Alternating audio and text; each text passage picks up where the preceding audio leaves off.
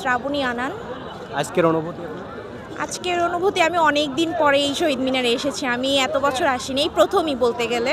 আমার খুবই ভালো লাগছে, এত সুন্দর করে সাজিয়েছে, এত মানুষ আসছে রোজা রাখার পরেও। বাট মানুষের মনে যে একটা ভাবনা আমাদের শহীদদের প্রতি, সেটা আসলে দেখে খুবই ভালো লাগছে যে অ্যাটলিস্ট এই জায়গাটুকু মিক্সড আপ হয় নাই, সেই এতটুকু হচ্ছে অথেন্টিসিটি মেনটেন হয়েছে, বা মানুষের মনে সেই চিরচেতনা যেটা আছে আমাদের শহীদদের ব্যাপারে সেটা ধরে রেখেছে। খুবই ভালো লাগছে দেখে।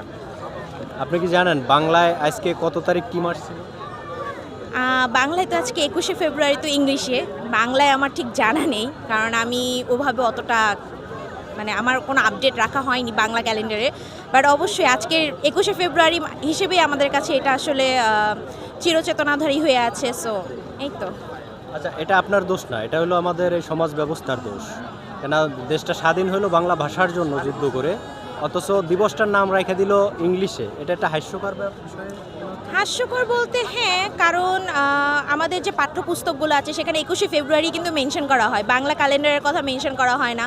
হয়তো বা স্পেসিফিক্যালি দিন মেনশন করা হয় যে 21শে ফেব্রুয়ারি এই অমুক দিনে আমাদের শহীদরা জীবন দিয়েছিলেন। বাট এটা আসলে আমাদের পাঠ্যধারা, পাঠ্যবস্তুকে যে সিলেবাস দেওয়া, সেখানে আসলে চেঞ্জ করলে হয়তো বা সেটা হয়তো বা সবার মাঝে আসলে চেঞ্জ আসবে।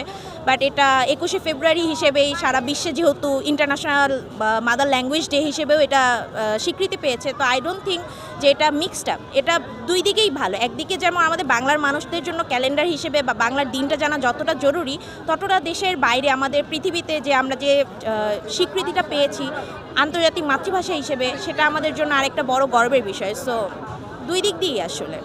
এখন আন্তর্জাতিক ওইটা দিতে যাইয়া যদি আপনার নিজের দেশের মানুষই বাংলা তারিখ, বাংলা মাসই না জানে, যেমন আগে ছোটোবেলায় আমাদের বাংলা মাস, বাংলা দিন সব কিছু মুখস্থ থাকতো, আর এখন যে বাংলা কোন মাস কবে চলে যাচ্ছে এটা আমরা নিজেরা বুঝি না, কারণ এই কালচারের ইংরেজি ক্যালেন্ডার সব জায়গায়। তো এই বিষয়টা আরেকটা বিষয় হলো, আপনি দেখবেন বিভিন্ন রেস্টুরেন্ট বা দোকানপাটে সাইনবোর্ড যে লেখে, তারা পুরোটা ইংলিশে লেখে, বাংলা ওখানে লেখেই না। আরেকটা জিনিস, দুইটা প্রশ্ন একসাথে করতেছি। আরেকটা হলো আমাদের সমাজের এলিট ফ্যামিলির কিছু লোকজন আছে, তারা বাচ্চাদের ইংলিশ মিডিয়ামে পড়ায়। এটা দোষের কিছু না, যে কোনো ভাষায় আপনি শিখাইতে পারেন বাচ্চাদের, কিন্তু পাশাপাশি বাংলা ভাষাটাও তো থাকা দরকার। তারা বলে আমার বাচ্চা ইংলিশ বলতে পারে না, এই বাংলা বলতে পারে না, বাংলা বোঝেও না। এই দুইটা বিষয় যদি আপনি একটু বলেন। ইংলিশ মিডিয়ামের যে প্রশ্নটা আপনি করলেন, সেটা আসলে ইংলিশ মিডিয়ামের যে কারিকুলাম, সেখানে সমস্যা আছে। তারা বাংলায় এতটা জোর দেওয়ার চেষ্টা করে না যতটা না তারা অন্যান্য সাবজেক্টে ইংলিশ ওয়াইজ চেষ্টা করে।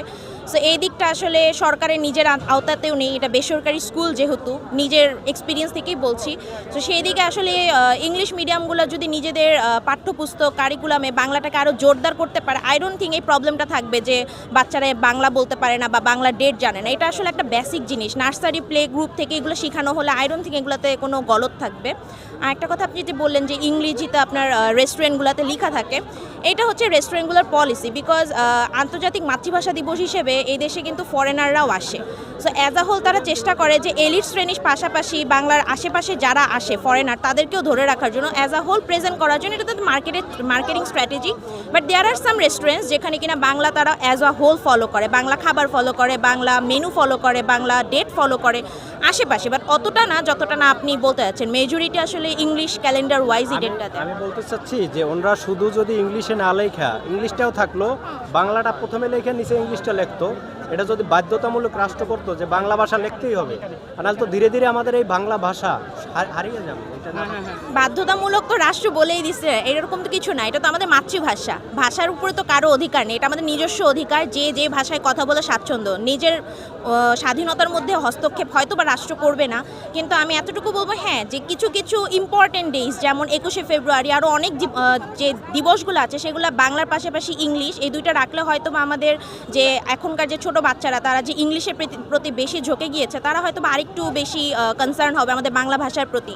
যেমন আমার যেরকম ফিল হচ্ছে যে আমার বাংলা ভাষা, আমি কথা বলে যতটা স্বাচ্ছন্দ্য ফিল করি, ইংলিশে তো বলে পারবো না, সেটা হয়তো বা তারা ফিল করবে না আগামীতে। তো তাদের জন্য হয়তো বা এই জিনিসটা বাধ্যতামূলক না করে কারিকুলামে বা তাদের শিক্ষণীয় যেসব জায়গায় অ্যাড করা সম্ভব, যে পাঠ্যপুস্তক, স্কুলে, যেমন স্কুলে অনেক সময় হচ্ছে আমরা চকবোর্ডে ডেট লিখি, সেটা ইংলিশেও লিখি, বাংলা বলতে 1 2 3 4 লিখি, বাট বাংলা আজকে কতই ফাল্গুন বা কতই চৈত্র এগুলো লেখা হয় না। এটাও যদি আয়ত্ত না হয় নিয়ম অনুযায়ী, তাহলে হয়তো বা আরেকটু উন্নতি হওয়া হয়তো দেখতে পারবো আমরা আগামীতে। এই তো। আপনার গ্রামের বাড়ি কোথায়? আমার গ্রামের বাড়ি টাঙ্গাইল। টাঙ্গাইলের ভাষা জানেন? না না, আমি ঢাকায় থাকি। আচ্ছা, ধন্যবাদ।